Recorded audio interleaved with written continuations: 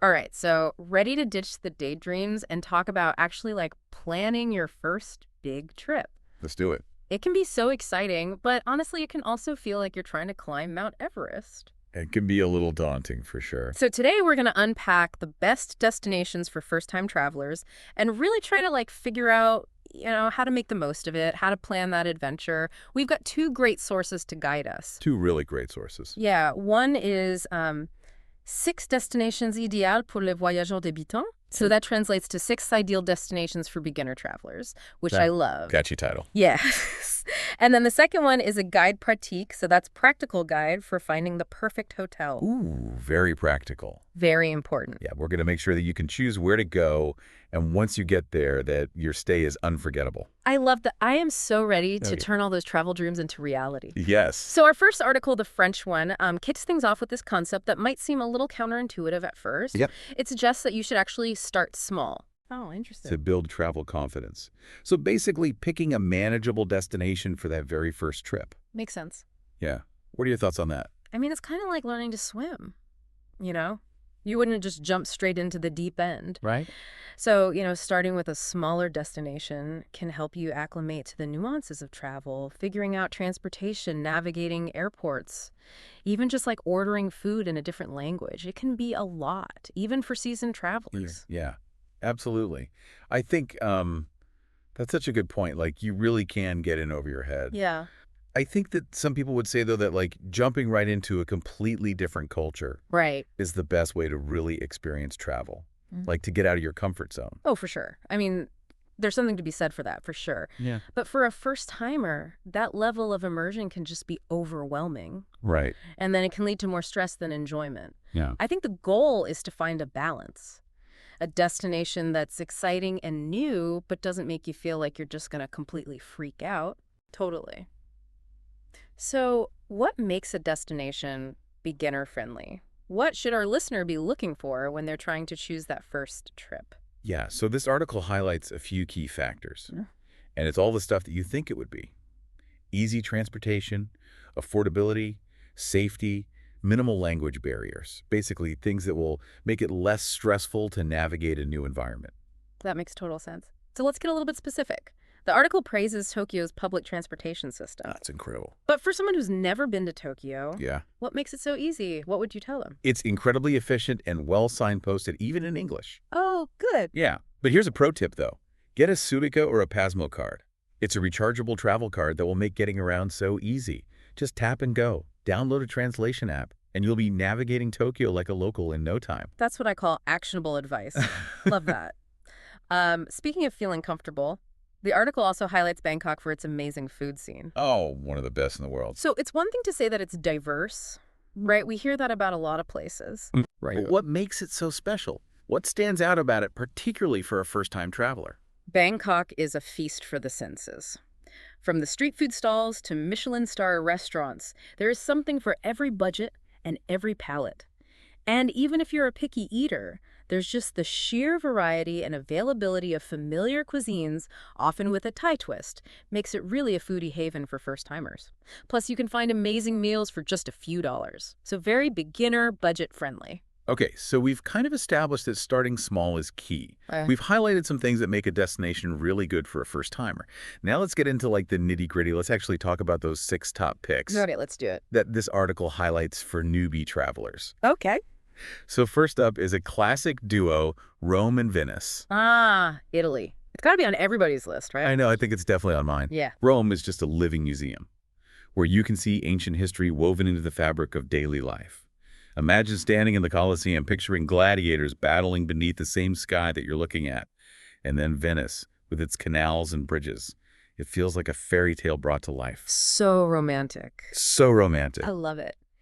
Do you know that Lisbon, our next stop, is actually one of the oldest cities in the world? Is it really? It is, even older than Rome. Wow. This article really emphasizes its relaxed atmosphere and how affordable it is. Lisbon is a hidden gem.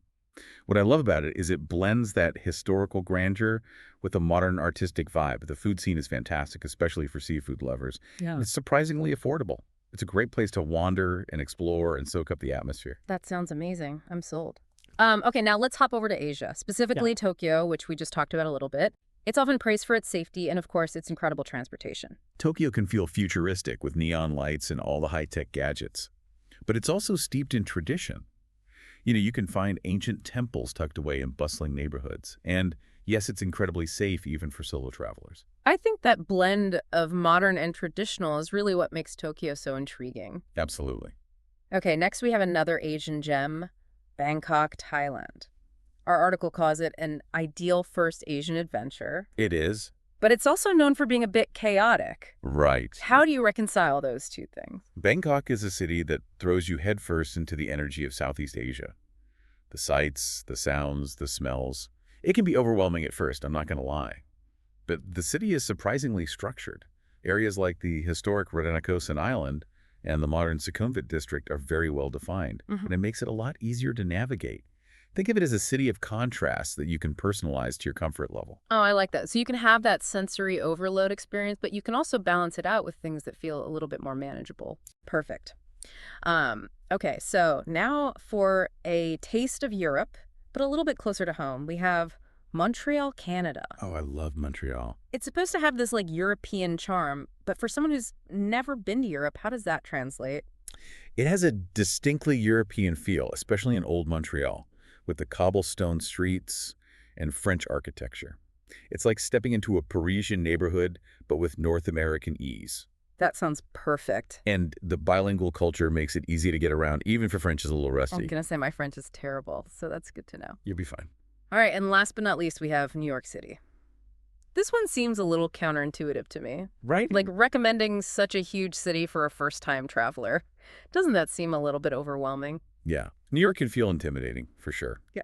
But its grid system and excellent public transportation make it surprisingly navigable, even for first-timers. Plus, it's a melting pot of cultures, so you get a taste of the world all in one city. You really do. It's amazing. Yeah. Okay, so we've covered a lot of ground, from ancient European cities to futuristic Asian metropolises. We even got a little taste of North America. We did.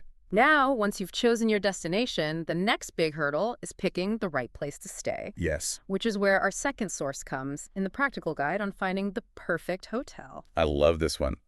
Choosing the right hotel can really make or break your trip. And this guide emphasizes location amenities and online reviews as the key factors to consider. Let's break those down a little bit further. Okay. Starting with location. Why Wow. is that so important? Well, think about it. A well-located hotel can actually save you time and money. Being close to major attractions or public transportation means less time commuting and more time exploring. Plus, you might not have to spend as much on taxis or ride-sharing services. Yeah, because who wants to waste their precious vacation time Right. stuck in traffic? Nobody. Or like on a train somewhere when you could be out seeing the sights. Exactly. Okay, so next we have amenities. It's easy to overlook these when you're so focused on like Budget. budget and location. Yes. Yeah. But they can really enhance your experience. Mhm. So for a first-time traveler, what are some amenities that you think they should really prioritize or consider? Well, I think for a first-time traveler, it's really helpful to have kind of a safety net, Oh, okay. like an on-site restaurant for those Mm. nights when you're just too jet-lagged to even think about venturing out. Oh, yeah. Or you get back late and you're starving. Exactly. Or a 24-hour concierge for any questions or needs that come up. It's Mhm. really about having support when you're in a new environment. So it's like having a little piece of home in a foreign city. Exactly. I love that. All right, lastly, we have online reviews. They're pretty standard these days for pretty much everything. Right. But our source really emphasizes their importance specifically when it comes to hotels. Yeah. Why is that? Well, it's like having 1,000 extra pairs of eyes on a potential hotel. That- Yeah, they can reveal details that the official descriptions might miss, like noise levels, the friendliness of the staff, the quality of the Wi-Fi, really important things. It's about getting an honest perspective from people who've actually stayed there. So it's like a sneak peek behind the curtain Exactly. before you book, which I think can be so valuable, especially as a first-time traveler. You don't know what to expect. Right. It's all about managing expectations and making sure that you're choosing a hotel that really aligns with your needs. Perfect. All right, so we've covered so much today already. We talked about starting small, what makes a destination beginner-friendly. We dove into some specific picks from all over the globe. But now let's talk about something that I know is on everybody's mind. What's that? Money travel can be expensive. It can be. How can our listener explore the world without going completely broke? It's all about smart planning. Our practical guide has some fantastic budget tips, starting with the most obvious book, Your Flights During Off-Peak Seasons. Yes, I am all about those deals. You can find such good prices if you're a little bit flexible. It's I exactly. once found a round-trip ticket to Paris for under $500 just because I flew in February. Wow. So it pays to be flexible. It really does. What else? And speaking of being savvy, use those price comparison websites for both your flights and your accommodation. Oh, they are lifesavers. Don't just settle for the first price that you see. Right. Shop around. Yes. I love those websites. Yeah. And don't forget about alternative accommodations. Hostels, guest houses, even home sharing platforms can be much more budget friendly than traditional hotels, especially if you're traveling solo or as a couple. And they can also give you a much more authentic experience, which Yeah. is really cool. So what I'm hearing is that amazing travel experiences don't have to be this distant dream. It's true. It's really about shifting your mindset and realizing that travel is actually accessible to everyone. With a Yeah. little bit of planning flexibility and a willingness to step outside of your comfort zone, you can explore the world without emptying your bank account. Okay, so after hearing all of this, which of these destinations is our listener dreaming of right now? And what steps are they excited to take to turn those dreams into reality? That's something for you to ponder. We've given you the tools, now go explore. I love that. Go explore. Okay, so we've talked all about choosing that destination. We even touched on finding the perfect hotel. But now let's get down to like the nitty-gritty of prepping for that first big trip. All right, the practical stuff. Yeah, packing, navigating a foreign country, staying safe. Oh, it can feel overwhelming. It can be a lot, especially for a first-timer. Yeah, absolutely. So don't worry, we're going to break it down and make it all feel a little bit more We manageable. got you covered. Let's start Okay. with packing, because honestly, that is often a source of so much stress. Oh, yeah. For me, anyway. Packing can be the worst. You know, like stuffing everything but the kitchen sink into my suitcase. Yeah. And then realizing I forgot, like, the one essential thing. Oh, yeah. You get there and you're like, oh, no. Exactly. Eh. So any advice on how to pack smart and avoid those pre-trip meltdowns? Okay, first things first, comfortable shoes are non-negotiable. You can be doing a lot of walking, and blisters are not the souvenir you want to bring home. Oh, no, absolutely not. I have this one pair of sandals that have been to like 5 continents with me. They're basically molded to my feet. Those are the ones. They're the ones. I got to break them in. So, comfy shoes, check. What else? Okay, think about versatility. A lightweight scarf or a shawl can be surprisingly useful on planes and air-conditioned spaces, or even as a cover-up when you're visiting religious sites. Plus, it packs down to almost nothing. That's so true. It's like the most multi-purpose item you can pack. I've used a scarf as a makeshift pillow, a blanket, even a sling once when I hurt my arm. Really? True story. Wow, that's a good tip. Okay, so what about staying hydrated on the go? Any tips for that?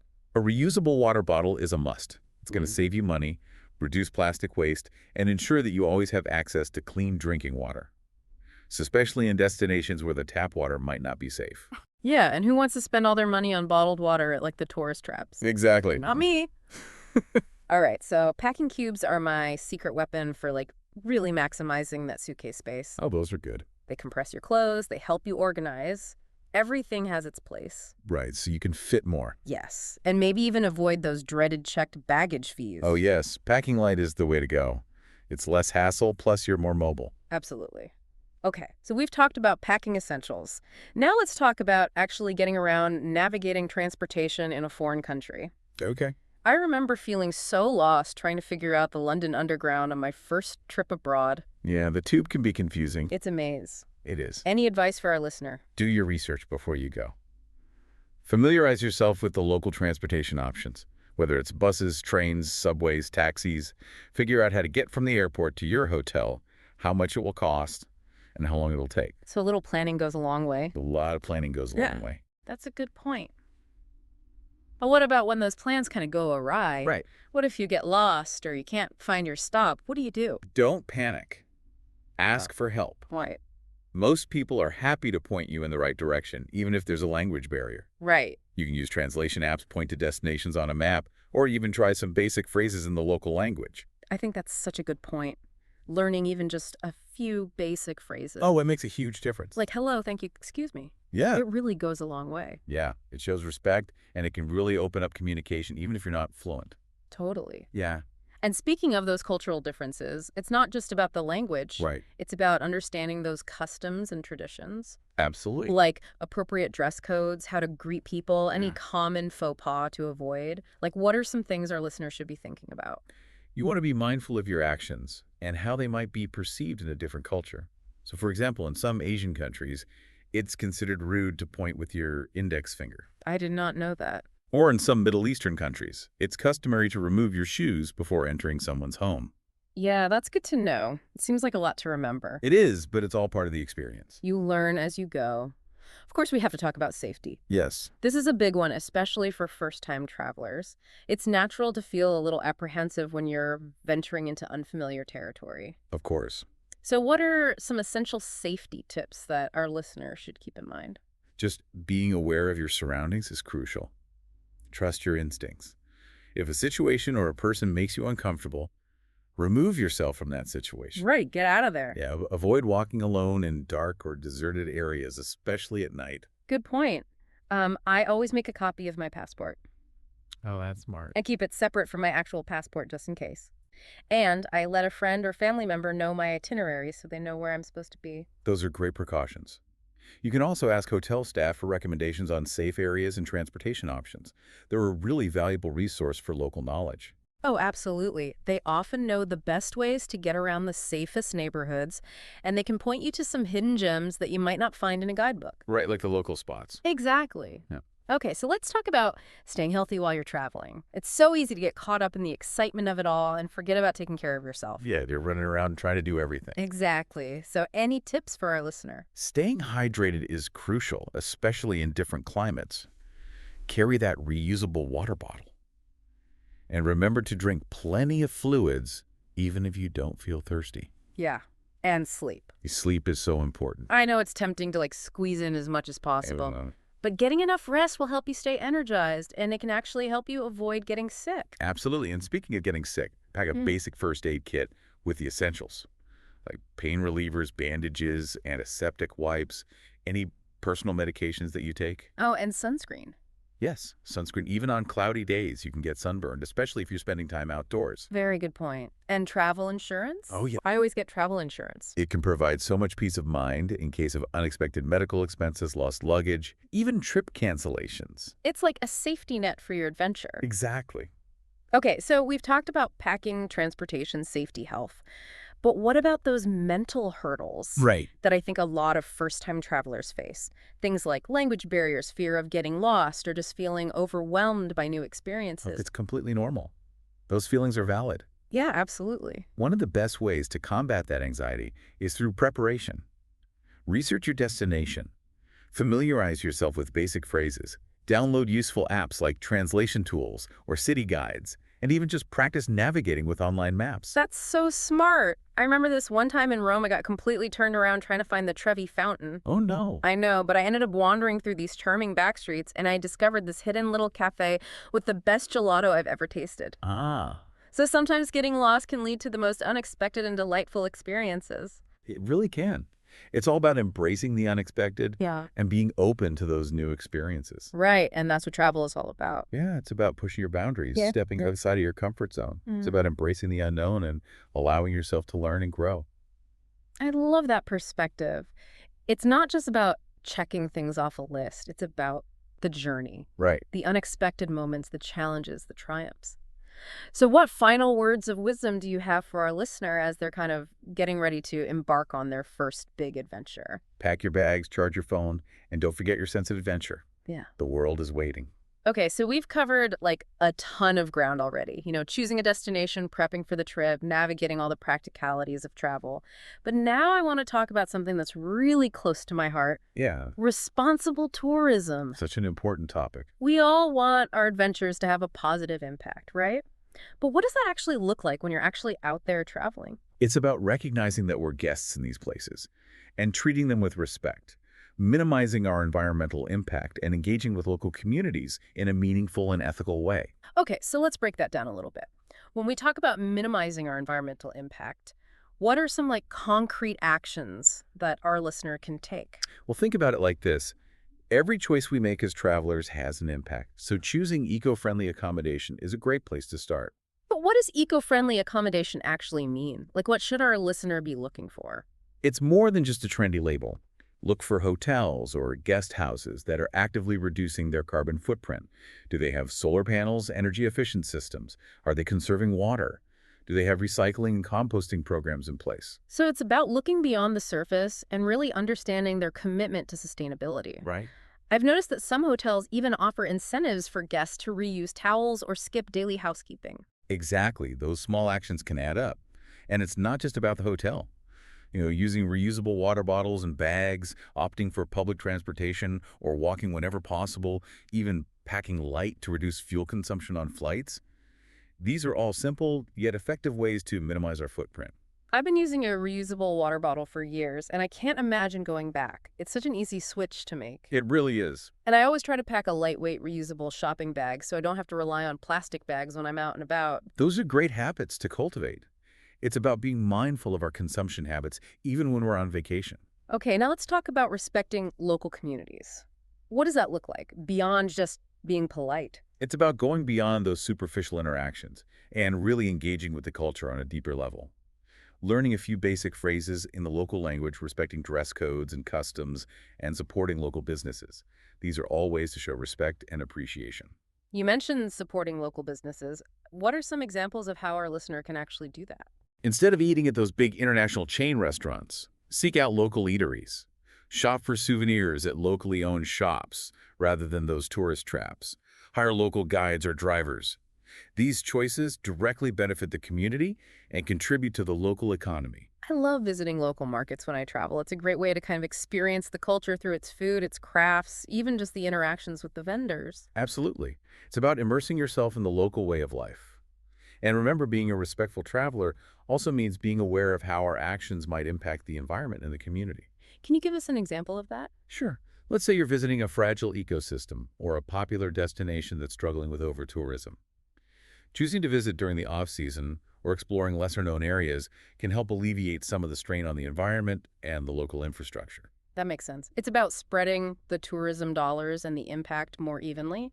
And I imagine it also makes for a more unique and authentic experience. Absolutely.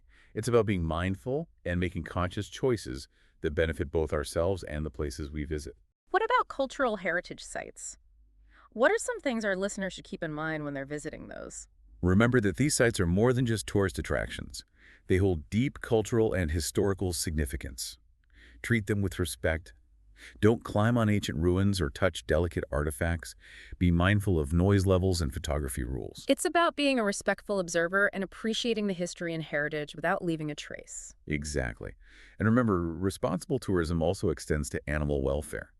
Avoid attractions that exploit or mistreat animals like elephant rides or tiger petting zoos. Support sanctuaries and organizations that are committed to ethical animal tourism. I couldn't agree more. It's heartbreaking to see animals being mistreated for entertainment. Always do your research and choose activities that align with your values. And ultimately remember that responsible tourism is a journey, not a destination. It's about constantly learning, evolving, and making conscious choices that benefit both ourselves and the world around us. So it sounds like being a responsible traveler is this ongoing process of awareness and self-reflection. It is. It's about asking ourselves, how can I minimize my impact? How can I contribute positively to the places I visit? How can I travel in a way that aligns with my values? Those are such great questions to keep in mind. So as we wrap up this deep dive into ideal destinations for first-time travelers, what final thoughts do you want to leave our listener with? I want to encourage everyone to embrace the transformative power of travel while also recognizing our responsibility as global citizens. Let's explore the world with open hearts and minds, leaving a positive legacy wherever we go. Beautifully said. And remember, every journey starts with a single step. So pack your bags, grab your passport, and get ready for an adventure. The world is waiting to be explored responsibly.